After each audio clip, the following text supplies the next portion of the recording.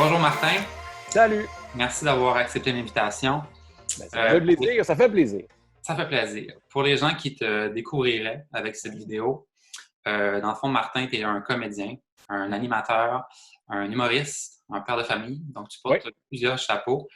Euh, pour grosso modo, à la télévision, tu as quand même pas mal vu à la télévision, si je pense à Toute la vérité, Cheval Serpent un peu plus récemment. Les Magnifiques, qui a été pour moi une découverte mhm. incroyable.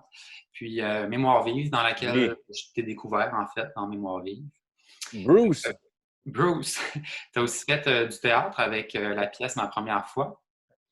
Puis, depuis 2017, si je ne me trompe pas, c'est ton premier one-man show. oui, C'est exactement. OK. Puis là, est-ce qu'il te restait encore des dates de ta tournée ou? Oui, il m'en restait une quinzaine, fait qu'il y en a beaucoup qui ont été annulés, retardés, mais tu sais, en ce moment, c'est tellement l'inconnu. Tu sais. Moi, je pense pas honnêtement qu'on va pouvoir faire des spectacles de scène avant 2021, peut-être même pas en janvier, peut-être juste printemps, été 2021. Donc, je ne sais pas ce qui va se passer avec ma tournée. Est-ce qu'on va juste l'annuler? Est-ce que moi, je souhaite au moins, si on l'annule, de faire au moins un spectacle pour Ah, dire qu'on l'a conclu d'une vraie manière. Je ne peux pas croire que ma tournée a été terminée puis je ne savais pas que c'était la fin. Puis non, non. On va essayer de faire de quoi de le fun avec ça. est-ce que tu pensais l'enregistrer, faire une captation ou? Non, parce que j'ai beaucoup vendu de numéros morcelés. Tu sais, je l'ai vendu pour le One Mini Show que j'ai fait une demi-heure. Après Mhm. ça, j'ai fait des galas. Il y en a que j'ai passé dans des numéros télé. Fait que ce que je pense faire, c'est qu'un coup, que peut-être dans 2 ans, quand les droits de suite de ces shows-là vont être annulés, là, je l'avais capté à ma première, je vais le Oui. mettre genre sur les réseaux sociaux. OK. Dans le fond, pour un peu mettre en contexte, on s'est connus plus via les réseaux sociaux à la base. Yes. Puis j'ai fait quelques photos à un de tes spectacles Oui, à Matane. oui, D'ailleurs, exactement, Matane. on était supposé de se revoir probablement à Québec Ouais, le 28 avril quand tout a été arrêté. ouais. Mais moi, finalement, je ne suis pas à Québec. Je n'ai pas été à Québec finalement. Moi non plus, je suis pas allé à Québec. OK. Je te cherchais. Parfait. Dans le fond, le but de ces petites capsules, c'est un peu de revisiter les thématiques de mes projets que j'ai faits auparavant. OK. Avec toi, je voudrais revoir un projet qui s'appelait Le Vertige des possibles. Grosso modo, c'est un projet que j'ai fait il y a 2 ans, en 2018. Dans le fond, un projet sur les thématiques de nos rêves au sens large versus nos craintes. C'est un projet qui avait pris forme sur une passerelle, en fond, qui reliait 2 îles, donc une passerelle de 77 mètres. Il y avait 105 participants, autant du Québec que de la France. Vraiment, tout le monde pouvait participer. Donc, moi, j'ai pris 78 personnes en photo et les OK. autres me provenaient des réseaux sociaux. Donc, il y en a de la France qui ont participé. Puis moi, j'agrandissais vraiment leurs photos en 77 mètres, dans le fond, pour recouvrir la passerelle en entier. Puis autour de la passerelle, en fait, il y avait des panneaux avec les réponses aux questions que j'ai posées aux participants. Donc, OK. c'est un peu ces questions-là que je Ah, voudrais c'était cool. à toi. Ça couvrait la passerelle au complet? Ça couvrait un côté de la passerelle, parce que OK.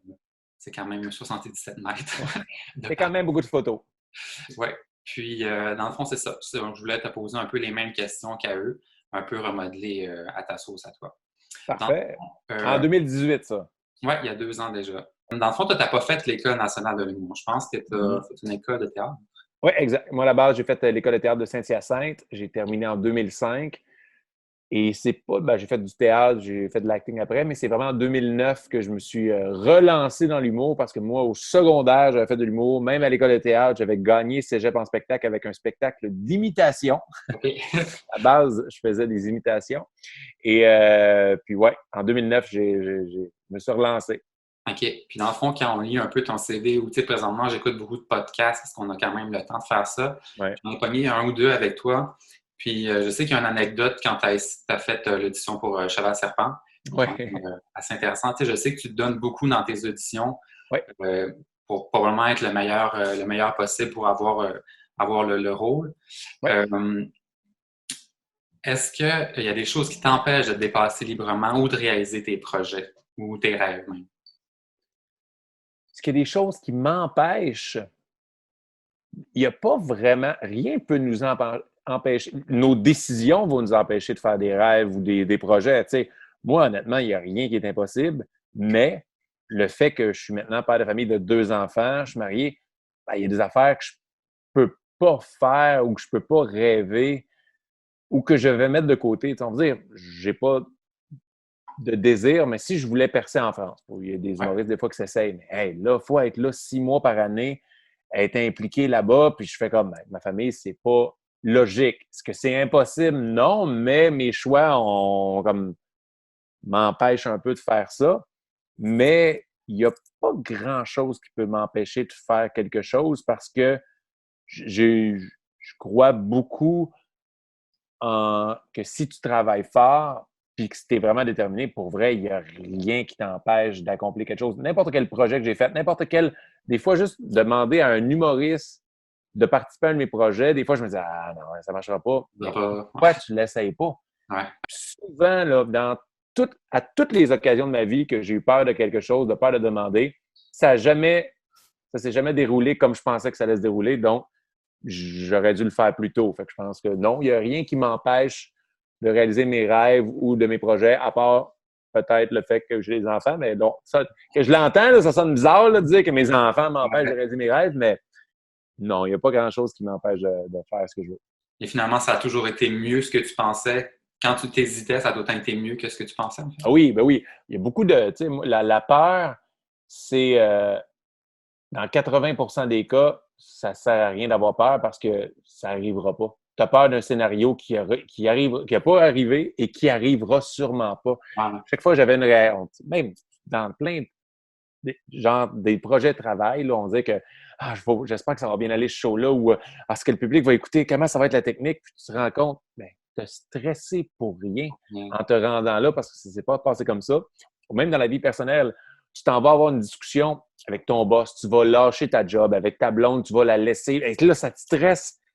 Mais souvent, ça ne se passe pas comme tu pensais que ça allait mal se passer, puis Ouais. finalement, ça s'est bien passé, puis tu as eu peur pour rien. T'sais. Je pense qu'on anticipe beaucoup je pense une partie du cerveau qu'on anticipe Ouais. le pire pour comme diminuer pas nos attentes, là, mais nos craintes. Là, puis... Ouais, mais c'est l'imagination. Puis on a plus tendance à imaginer tous les scénarios, comment ça peut mal aller, au lieu d'imaginer à quel point il y a plein de façons que ça peut bien aller. T'sais. Vraiment. Est-ce que tu as un exemple de personne qui aurait pu te conseiller ou d'événement qui t'a fait avancer, puis au final, justement, ça a super bien été, puis que ce soit une audition ou quelque chose comme ça? Il y a plein de monde à travers ma carrière m'ont dit des phrases qui m'ont fait avancer. Tu sais, je me souviens juste, j'ai fait un roast dernièrement pour Mario Tessier, puis je disais, moi, quand j'ai commencé en 2009, Mario m'avait dit, tu sais, tu vas récolter le pourcentage de succès et de temps que tu investis là-dedans. Si tu passes 30 de ton temps sur, on va dire, tes textes ou dans ta passion qui est l'humour, tu vas récolter 30 tu vas avoir 30 du succès. Mais si tu mets 100 de ton temps, c'est sûr que tu vas réussir parce que tu vas récolter quelque chose. Et à partir de cette semaine-là, moi, la semaine après, j'ai lâché ma job que j'avais à temps partiel et j'ai focusé 100 dans l'humour et ce que je voulais faire, être un artiste, soit comédien, humoriste. Et c'est absolument ça. Il n'y a pas tant de secret dans la réussite que travaille plus fort que les autres, travaille, et il y a des bonnes choses qui vont arriver. Tu sais, avec la situation en ce moment avec la pandémie, comédien, humoriste, animateur, moi, tu as dit pas mal, tout est mort en ce moment. Mais ce qui me permet de ne pas me laisser aller par la peur, c'est le fait que je travaille trop fort pour que ça aille pas bien. C'est sûr, tu sais, je continue, je pense à des lives, je pense à des textes, je pense à des projets télé, je peux être auteur, tu sais, je travaille trop fort, je suis trop travaillant pour m'inquiéter avec ça parce que c'est sûr, je vais finir par avoir de la job, que ce soit un autre projet connexe. Fait que ça m'a vraiment guidé. Il y a des étapes dans ta carrière qui, tu sais, comme mon premier gala juste pour rire, quand tu te rends compte, OK, ou mon premier gala comédien, OK, je suis rendu là, en tant qu'humoriste de la relève, tu as traversé, tu es rendu au moment que tu peux faire des galas télé. J'ai fait, tu sais, puis ça a été une gradation. Je fais des bars, après ça, je fais des 15 minutes. Oh, je fais des premières parties d'humoristes connus. Puis Peter McLeod m'a vraiment aidé. Moi, j'ai fait pendant longtemps ces premières parties. Il m'a donné un coup de main incroyable. Fait que là, c'est ça. Fait que chaque étape te fait réaliser que, Kim, ben parce que je saute du côté à l'autre, mais pourquoi ça te fait réaliser ça? Parce que je pense une des plus grandes peurs que tout le monde, tu sais, je reviens à ta première question de qu'est-ce qui peut t'empêcher de réaliser tes projets ou tes peurs, c'est que moi, et sûrement plein de monde qui nous écoute en ce moment, c'est la même affaire. Moi, j'ai un énorme syndrome de l'imposteur. Je me dis, j'ai pas fait l'école de l'humour. Moi, je suis un Ouais. comédien qui a appris dans les bars. J'ai fait 10 ans de bars. J'ai toutes fait les soirées d'humour. J'ai animé toutes les plus grandes soirées d'humour de la relève. Tu sais. Je les ai faites. Mais il y a toujours une partie de moi qui dit es-tu un humoriste? Ouais. Pourtant, genre, je me sens imposteur en tant que comédien vu que je suis un hybride. Moi, je touche à tout. Fait que vu que je ne focus pas sur une chose, je me sens hybride, je me sens imposteur dans toutes les sphères de ma vie. Tu sais, je me sens comme imposteur comme humoriste, je me sens imposteur comme comédien. Ouais. Mais c'est avancé malgré ça. Malgré ça, mais tu sais, à chaque étape que je réalisais dans ma vie, que ce soit un gala, un one-man show, tout ça, je me disais, non, crème, c'est des preuves que je suis à ma place et je fais le bon métier. Tu sais. Ouais, puis il y a sûrement un moment que il faut que tu acceptes de dire que tu es humoriste, que tu acceptes de dire que tu es comédien aussi. Juste moi, à un moment donné, j'étais comme pas capable, mais j'assumais pas le fait que j'étais un artiste. Genre, je n'osais pas. C'était tellement gros comme Ben oui. que j'étais comme je suis un artiste, mais c'est ça ma vie, c'est ça mon travail. Fait, Ouais. s'ajouter un titre qui est stressant, mais c'est ça. Mais en même temps, là, ce désir-là de moi de me prouver ou de la peur, on en parle beaucoup de la peur, mais la peur est une motivation vraiment importante dans la vie d'un artiste. C'est la peur bien maîtrisée, Mm-hmm. puis bien, genre, apprivoisée. La peur est est un stimulant incroyable pour moi. Tu sais, j'ai 2 enfants, je dis, j'ai pas de contrat. OK, mais je vais-tu réussir à souvenir aux besoins de ma famille? Mais la Ouais. peur, sans laisser qu'elle me faut pas qu'elle me paralyse, qu'elle me bloque. Mais si je me sers de la peur pour OK, vas-y. Tu sais, quand je veux bien paraître dans un show, mais si je fais pas les efforts pour bien me préparer, la peur de me planter sur scène devant plein de monde ou la peur de manquer mon audition fait en sorte que je me prépare bien, puis que je travaille plus fort que les autres. Fait à la base de tout ça, c'est la peur qui me fait réussir. Avancer, ouais. Présentement, je sais que c'est difficile à prévoir un avenir quand même rapproché, là, mais toi, Ouais. ça serait quoi tes plus grands rêves présentement, tes projets ou à Ben, long tu sais, en ce moment, je fais un live qui s'appelle La guerre des terme? clowns. Que tu sais, Alors, c'est le fun. C'est vraiment le fun. J'invite des amis humoristes à jouer à des jeux de société. Tu sais, je me dis, est-ce que ça peut devenir un moment donné une émission de télé? Ce serait un ouais, rêve, mais tu sais, ce serait plus compliqué. Mais euh, j'aimerais mon rêve, ce serait trouver le vaccin pour qu'on puisse premièrement, continuer à faire des shows devant des gens parce que peu importe les lives, à quel point c'est le fun, puis il y a plein d'initiatives maintenant qu'on peut faire des shows sur Zoom, puis plein de choses. Ça ne battra jamais le fait d'être dans une salle avec 800 personnes qui rient de tes blagues et qui l'échangent qu'on a, l'énergie du public, tu sais. Mais moi, je veux travailler. C'est ça mon rêve. Rêve professionnel, je veux retourner à l'animation de show télé. J'aimerais vraiment ça. J'aimerais faire un deuxième one man show quand le premier va terminer. Mais tu sais, mon plus grand rêve, là, c'est de travailler toute ma vie, puis dans ce que je fais, parce que ce que j'aime, là, j'ai pas l'impression de travailler. Je OK. travaille comme un forcené depuis genre 10 ans, mais vraiment beaucoup. Je travaille vraiment fort. Mais c'est ça qui est le fun quand tu trouves ta passion, c'est que j'ai pas l'impression de travailler une journée dans ma vie. Ouais. Les efforts que je fais, ça me dérange pas parce que c'est pour quelque chose que j'aime. Mhm. Fait que, non, Je pense qu'on ne calcule pas beaucoup notre temps non plus en tant non. qu'artiste. On ne peut pas calculer notre temps parce qu'à un moment donné, ça n'a pas de sens. Puis on le fait pour le plaisir, on le fait pour vivre aussi, mais Ouais. on ne compte tellement pas notre temps que pour nous, c'est comme si ça ne serait pas un travail, entre guillemets. Ben parce que ton cerveau peut jamais être off. Tu peux pas calculer ton temps. Moi, je pense tout le temps, je suis dans mon lit. Hein, Ouais, moi aussi, là. de la misère à prendre des vacances parce que quand je suis en vacances avec mes enfants, on disait dans le Sud, en tant qu'humoriste, c'est comme je suis en train de manquer une anecdote que je pourrais Ouais, te conter. Là, qu'est-ce qui se passe? Qu'est-ce que je pourrais. Tu es tout le temps en train d'analyser. ouais, c'est pareil. La dernière question, en fait, qu'est-ce que tu proposerais à quelqu'un qui justement se restreint d'avancer dans ses projets, soit par peur ou par jugement des autres ou par crainte de justement pas réussir? C'est tough en crime. Tu sais, pas se soucier de ce que les autres pensent. Le monde qui dit qu'ils s'en foutent, c'est très rare qu'ils s'en foutent Ouais. vraiment. Là. C'est très difficile. Moi, je suis beaucoup atteint par ça. C'est un de mes plus grands défauts. Magnifique. C'est être trop gentil, puis être trop me soucier de ce que les autres pensent de moi, puis ça affecte mes décisions et mon jugement. Tu sais. Ouais. Mais moi, on dit, faut trouver ton truc. Tu trouves qu'est-ce qui a. Tu sais, moi, là, ce qui m'a vraiment aidé dans les dernières années, puis j'en parle souvent, c'est la psychologie sportive. Moi, j'adore le hockey, j'adore les sports. Et je suis tombé sur un livre qui s'appelait Le hockey, c'est dans la tête de Sylvain Guimont. C'était le thérapeute sportif, le psychologue sportif du Canadien de Montréal. Puis il OK. parlait de joueurs de hockey. Comment ils atteignent la Ligue nationale? Comment que leur mindset pour ça? Et puis je l'ai lu au début, là, c'était que pour le plaisir. Et au début, je disais, hey, je peux tout associer ça à mon domaine. Tu sais, dès que tu as un domaine qui est très contingenté, puis tu dois te surpasser pour atteindre le plus grand niveau, comment qu'un athlète se prépare pour être, on dit, on aux Olympiques? Comment ton processus, comment les sacrifices, comment que je fais comme. Moi, ça m'a tellement motivé de faire, ben oui.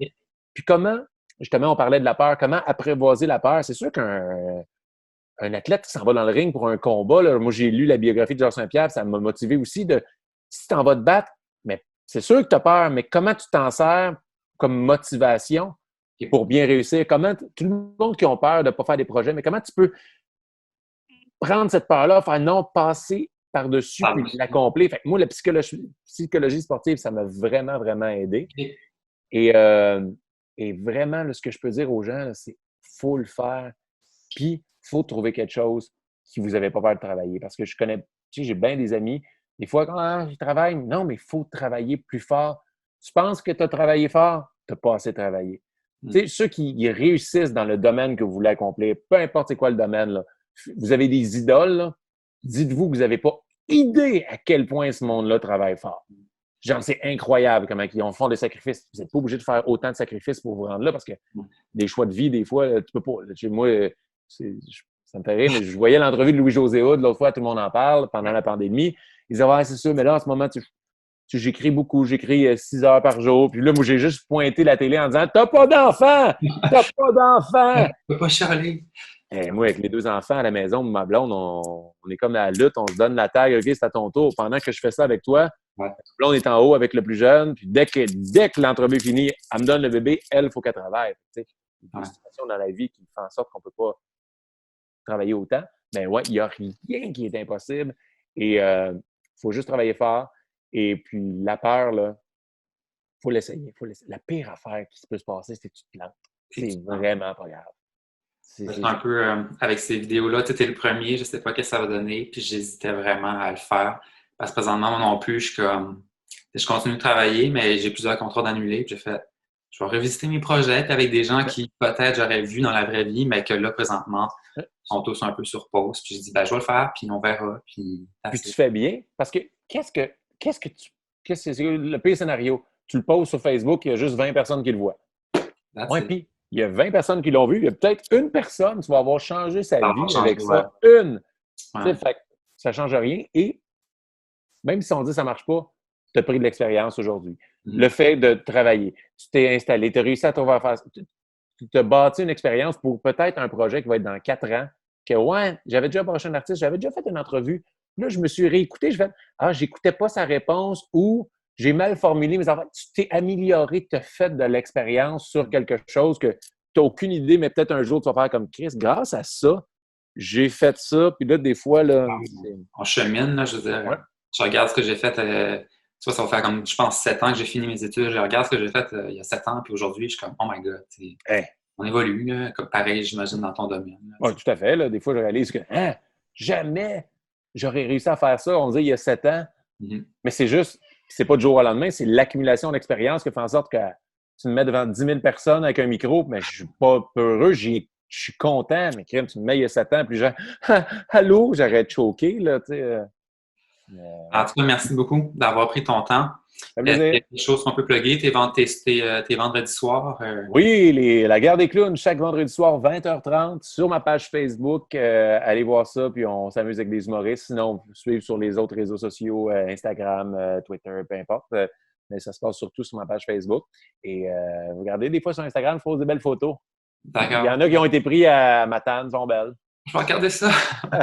Merci, je vais mettre tes liens de Facebook et Instagram dans la description de la vidéo.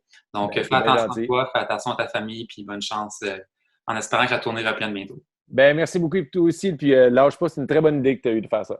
Merci beaucoup. Salut. Ciao.